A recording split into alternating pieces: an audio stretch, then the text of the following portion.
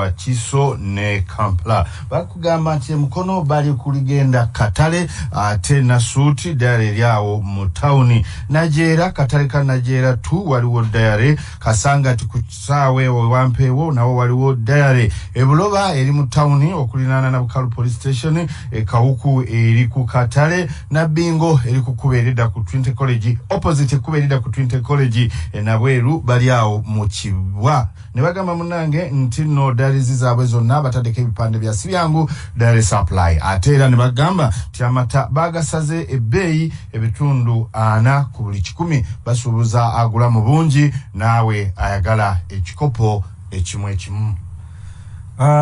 Tyson Feeds, abakampuni ya Tyson Feeds babaletedde enkoko ez'amagi ezivudde mu broda n'obukoko obuto obw'ennyama n'obw'amagi obw'olunaku olumu. Osobola okubukinga n'ofunirawo mu bbanga lya wiiki emu oba 2. Zino broiler ne layer za mutindo gwa waggulu ogugezeseddwa olw'obukugu bwabwe obw'emyaka egisoba mu 3 mu bizinesi y'obulunzi bw'enkoko. Basange ku matabi gaabwe ag'abiyinzika Tyson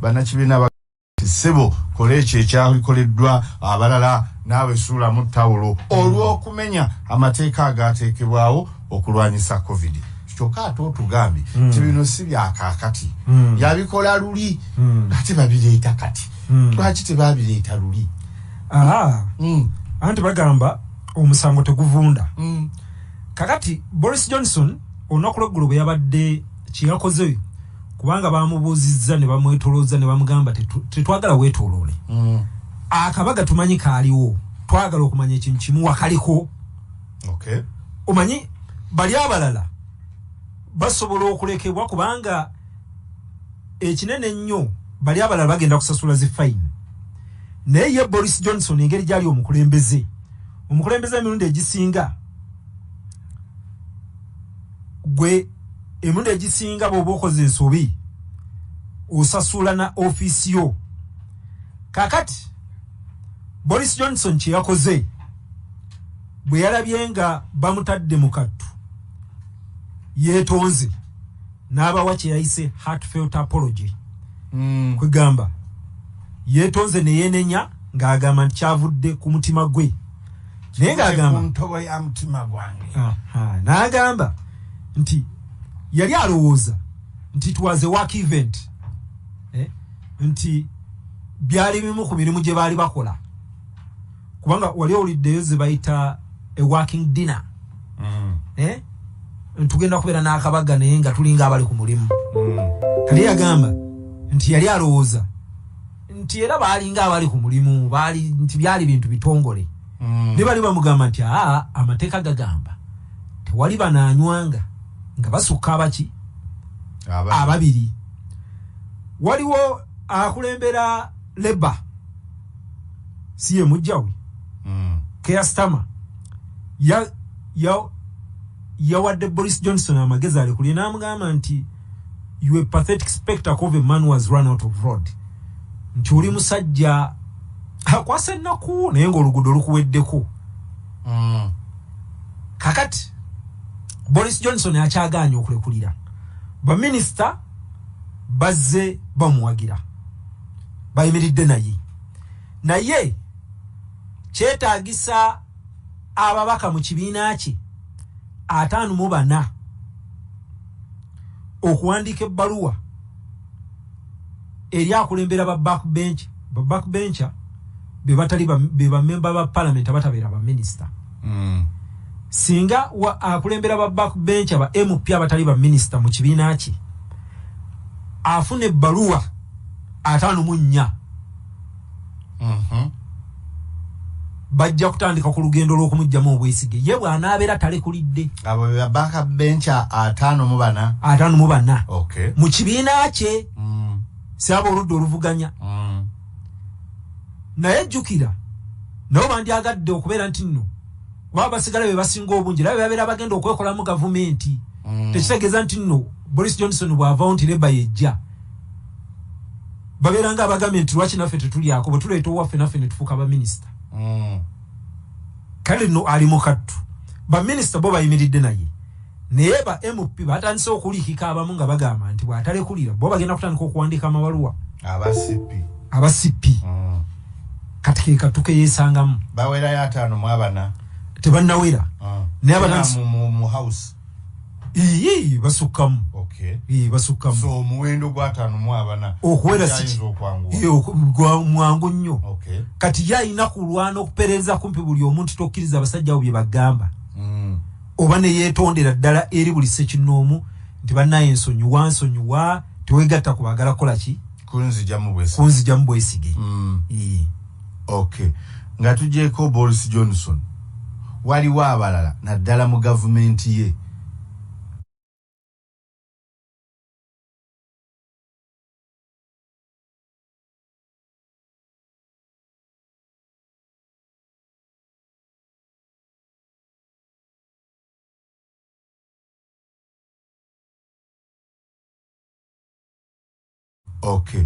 nga tugyeko Boris Johnson waliwo abalala naddala mu gavumenti ye aba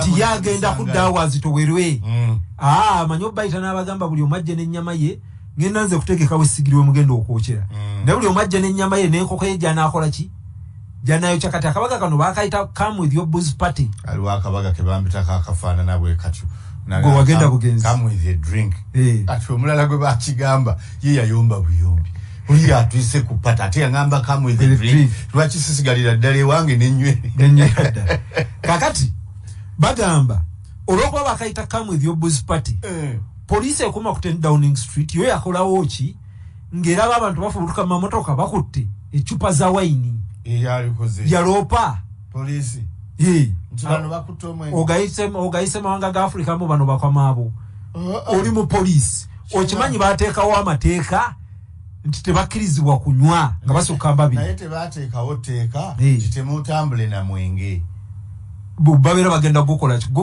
gupopinga nga champagne ozze kuteeka wa prime minister si wakaawe ogifudde store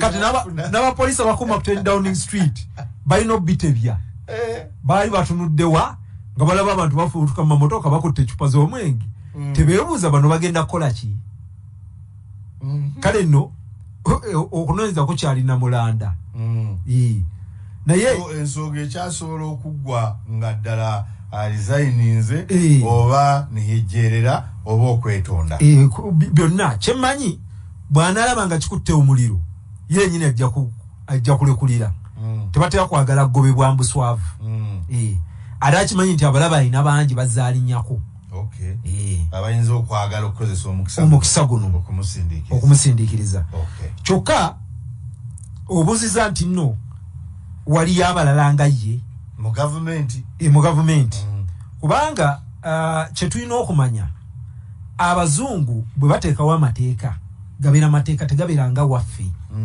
nti banawo nti babateereddewo amateeka ga lockdown ogenda okulaba nti ate abakungu abamu bo tegabakwata tewali kutambula boola okuba balina emmotoka ennene n'obugombe nga batambula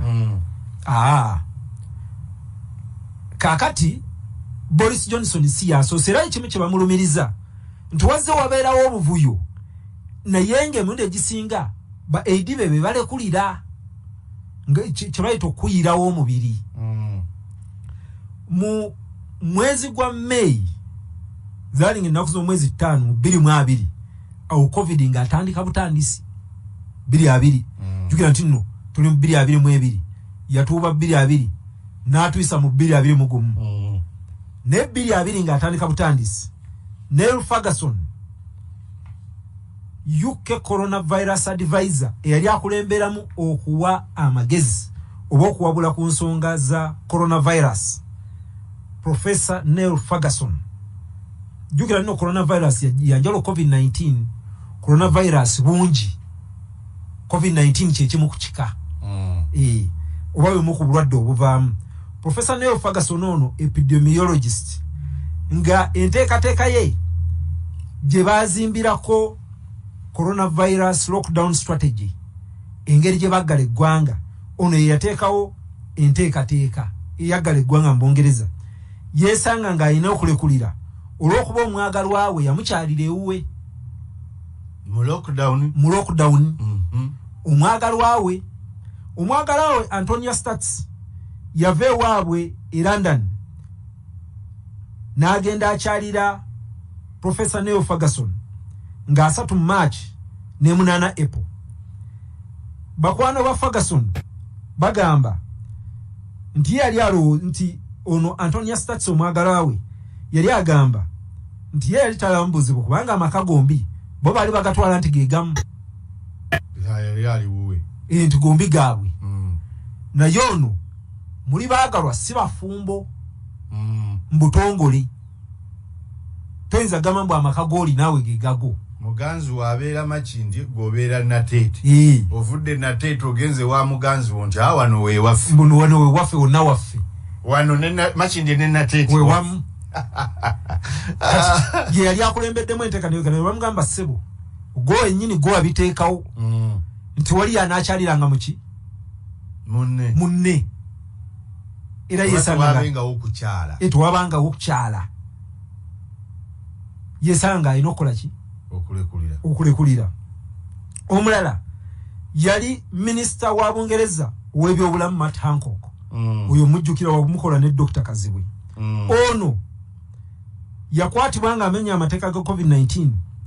Ekifaananyi bwe kyafuluma ngali mu kunywegera AD we omukozi we mu office ekyanyize nnyo abantu abaali banyigiriziddwa bano byali biseera ya 2021 omwaka ogwedde gwali mwezi gwa June. Matanko ow'emyaka 42 yawandiikira Ssaabaminisita Boris Johnson n'alekulira oluvannyuma lw'olupapula lwa Sun. Olupapula lwa Sun mu Bungereza lulinga luwandira bya road paper wano tabloid teretedde bantu bizibu wowe eretera nnyo abantu ebizibu yafulumya ebifaananyi ng'eraga minisita ono eyali omufumbo ng'ali mu kunywegera omu ku bakozi bwe Gina Kolandagelo gwe yali alonze okubeera nti yali akulemberamu ensonga z'okutunuulira abasasuzi b'emisolo abaali batuukiriza ebisaanyizo okubeera nti no bajjanjabibwa wansi w'enteekateeka ya Bungereza. Ebifaananyi bino ebyafuluma Matt Hancock yeesanga nga yali alina okulekulira kubanga y'omu ku baali balina okwasisa ebiragiro bino. Kyokka ate mu mwezi gwa Novemba 2022 Dominic Cummings ne mukyala we ne mutabani we bagenda mu kibuga kye bayita Barnard Castle ewasangibwa bazadde be. Ono nno Dominic Cummings yali muwabuzi wa Boris Johnson era ye yakulemberamu enteekateeka oba ye yakulemberamu propaganda ow'okujja Bungereza mu kago gwa Bulaaya Brexit era yali mukwano gwa Boris Johnson nnyo. Kyokka ne baawulambya obufuzi. Bwe baawulambya obufuzi ne batandika okulumaŋŋana. Boris Johnson yennyini ye yayita abantu abalala ne bafulumya amawulire ku Dominic Cummings nti eggwanga nga liri ku muggalo. Dominic Cummings yagenda n'akyali abazadde be 88.8 CBS FM.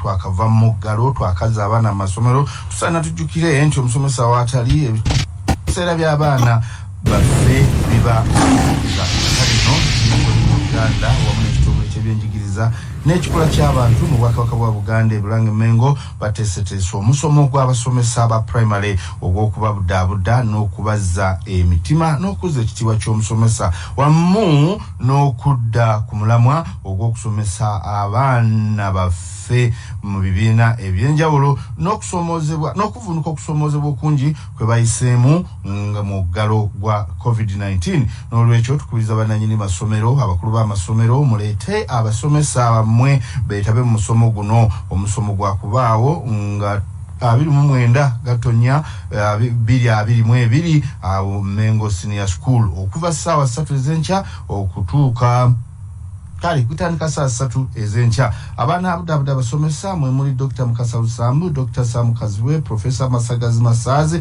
ne Dr. Ephraim Nuwagaba. Omugenyi omukulu ye Right Reverend Wilberforce Kityo Luwalira. Okumanya ebisingawo ku musomo guno kuba ku 070 272 bwe banava ba BBS Telefina wamu ne MTN Uganda bakutuusaako empaka z'Obuganda ezisookeddeddwa kengere ya BBS ne MTN mu Buddu. Empaka zino zaakuba wakati w'amasaza ag'enjawulo era nga zaakuyindira Masaka mu ssaza lya Ssaabasajja Buddu ennaku z'omwezi 5 ne 6 omwezi ogwo ogwokubiri omwaka 2022. Abakyala n'abaami bonna bagenda kulaga ekitone mu kuvulumula obugaali maanyi ga kifuba. Ebirabo bingi eby'okuwangula omuli n'ensimbi enkalu eri abavuzi Ssekinoomu ne ttiimu ezinavuganya. Empaka kengere ya BBS ne MTN mu Buddu ziwagiddwa MTN Uganda ne BBS Telefina. Kale no munnange jangu onyume olabe ovuge onyumirwe. Tulinayo omulala alekulira okuva mu gavumenti ya Boris Johnson olwa COVID. Nga tunagenda kwabo Kirumira Samuel okuva ku Uganda Christian University Mukono akwebazza omulimu gw'okola wamu ne Sharif Nsubuga nti weebale kuweereza. Kakati Dominic Cummings ono wanjawulo nnyo lwaki. Dominic Cummings bw'amala okugenda bw'atyo yavaako ebizibu bino byonna. Kakati ate ye yatandise eby'okusomola email eno kugamba yabadde nga ali mu kuwoolera. Wanga yagenda akukuluma. Kati yatandise emboozi n'agamba ndemwe mukimanyi nti tubadde eno nga Ssaaba Minisita abeereyo ng'ali mu bubaganywa mwenge. Nga bantu balooza byakusaaga. N'agamba nze negundi nze ne Sugre ffe tulina n'obujulizi. Ndowooza oba email already yali agirina. Kwe kugabanako n'abasaani abo balinga aba red paper. Kati byafulumye public. Abantu ne kubanga emiggalo gy'owabweru gibadde miggalo. Bwe bagamba nti wali ajja kutambula beera tiwali ajja kutambula. Kwetwogerera Nakinkuwa Tena Novak Djokovic abadde yagenda mu Australia ye Nakinkuwa Tena ne Australia babadde bamusibidde mu hoteli olw'okuba visa ye yali teyayogera kituufu. Amawanga ga Bulaaya ku COVID gabadde makaawu nnyo. Bwe bagamba nti kibeewo, bwe bagamba nti wali bbala ejja kukola wabeera tiwali bbala ejja kukola. Tekiringa wano nti bagamba nti amabala tegajja kukola n'obeera wagamanyikiddwa nti gabadde gakola ki ne mugunywera mu nkuku munda ne muyiga okusirika ne 8.8 CBS FM.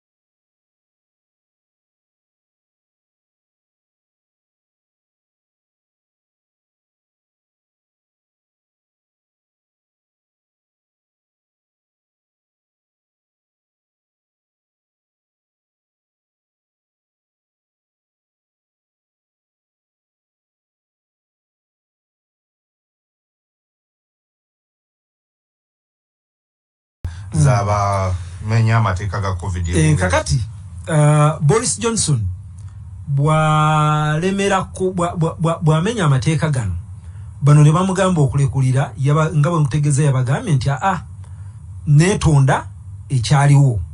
Nejjukira bali bamugamba nti kye basinga omulumiriza nti tetusobola kubeera nga tubadde mu nsi bbiri nga ssebo mmwe mwateekawo amateeka mukola birala ng'ate ffe gatunyigiriza kuba naffe gabadde gatukola ki gatunyigiriza bulijjo tumanyi nti no gatunyigiriza wamu naye mwoyo okuba mulimbo yinza mubadde tegabakwata. Kakati nga kikulaga nti amawanga ga Bulaaya baagala nnyo okubeera nti amateeka gakola kyenkanyi. Tewabeerawo kutta ku liiso.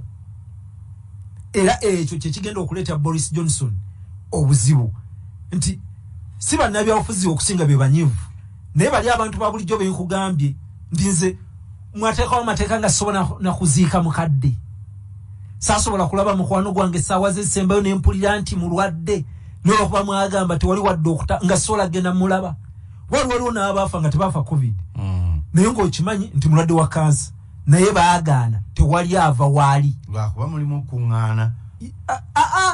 Tewali ava waali genda kulaba mulala vakuŋŋaana. Anti kyekyo kiviirako abantu basibira gye bali nti bwe munaakuŋŋaana awamu musaasaanya oba osobola obujja gye bubadde n'obutwala gye butali oba okubujja mu bano n'obutwalira bali n'obutwala bali. Kitegeera kati abantu ba bulijjo kubanga mu nsi yonna tewaliyo bantu be bateekako obukwakkulizo bwa COVID ne batanyigirizibwa. Abantu baagala nnyo okwetaaya ekyo kya butonde. Kati abantu bonna obukwakkulizo bwa COVID bwali bubanyigiriza. Kati abantu kibanyiruma nnyo okulaba nti waliyo abamu nga bo bubadde tebubakola ki bubadde tebubakwatako. Kyenkugambye nti Novak Djokovic agenda Australia bamusibira mu hoteri bamugamba nti gwe visa yo eriko ebitatuukiridde. Kakati naawo Dodoviko omuntu afaanana bw'atyo atuuka otya okuba ne visa n'alinnya ennyonyi nga visa ye eriko ebitatuukiridde. Visa yo okubeerako ebitatuukiridde era bya COVID. Kati mu kujja mu Australia visa ye nti bw'oba osaba kubanga Novak Djokovic omu ku buzibu tetunategeera bulungi omu ku buzibu y'omu ku bantu abaali byeyogeza nga balinga ababuusa nga balinga abatayagala gemebwa. Kati waliyo abantu nga bagamba nti nze COVID yankwatako. Kati olw'okuba COVID yankwatako nafuna dazi antibody.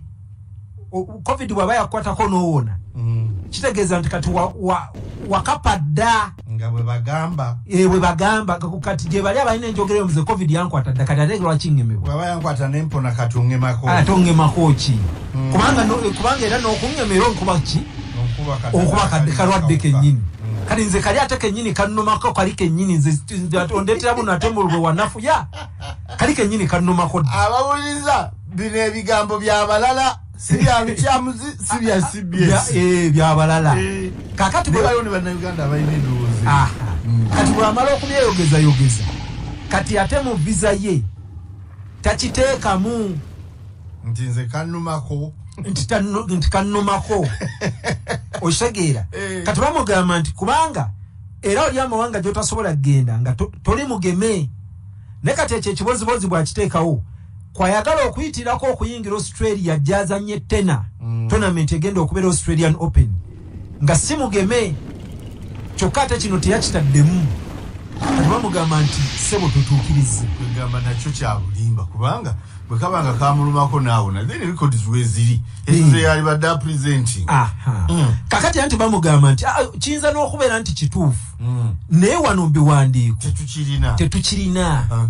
Kati n'olwekyo totuukiriza toli mugeme ate n'ebiwandiiko byo tebiraga nti oba ddala kakola ki walwalako n'owona kubanga jjukira nti abo tebeekolera ku paperwork agent we yabikola ki but still alina kubanga ali smart omuntu gwakolera ku mpapula ze musajja wa kitiibwa musajja wa linnya anti kati kyekireeta ekyo kati mugenda ne mulowooza nti abajja kutunula ku face bagambe nti Djokovic kati ge mawanga g'abazungu Djoko ate okubeera omunene gye bakoma okwekenneenya anti kyenalirewoozezza n'abakolera ku mpapula zo gye baalikomye okweteekateeka omuntu wange temumudireyinga pepa wakaye wuuno kale basi naye ate tebikwataganye ate nalwalako ate sirina ddwaliro sirina era omulamuzi yamutadde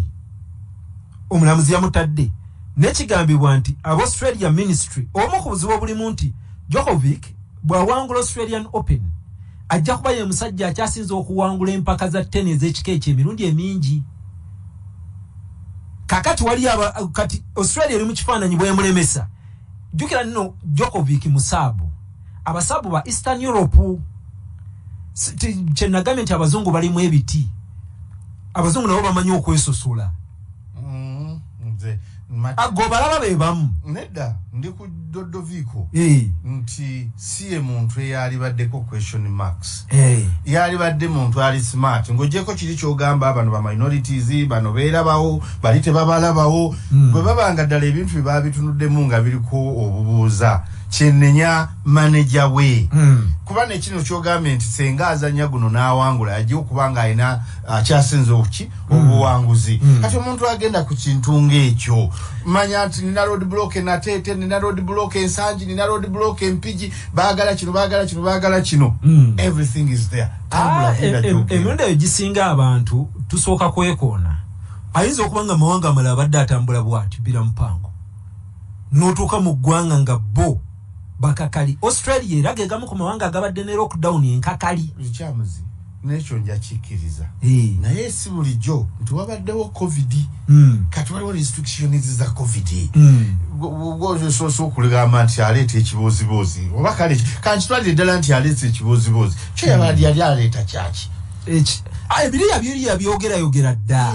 Omuntu ng'oyo be bantu betwalirowoozezza ab'okulabirako kuvaayo n'agamba bannange nga ddala yalwala akyogere nawona akyogere aleete records eziraga nti yalwala n'okujjanjabwa n'ajjanjabwa n'awona oba agemebwe. Ssaabaminisita w'Obungereza gwe tubaddeko yagendako mu isolation. Trump ebika by'abantu bwe batyo bakulembeze b'amawanga agasingira ddala ne be bantu abakyasinze okukola ebintu ebiri awo n'ogamba ekyo yakikoze. Oyo Trump tumumanyi anti kakati bw'aba akulembera America kati ono obuzannyo wa tena anti era n'obukulembeze bwe wabulaba ono omuzannyo wa tena oli president wa muzannyi wa tena ekyo goyise nakinku oli president wa America gogamba mbo omumanyi kali kaluluke mwalikaawo just Trump muwe Trump muwe ng'abamu ku babaka baffe sebo yabeera ku Mandiso asobola okunyiga nuclear asobola okunyiga ono omuzannyi wa tena musajja nakinku wa tena anybody can be president yes Ssaabasajja Kabaka wangaali. Uliriza radio CBS 8 katonyeze 8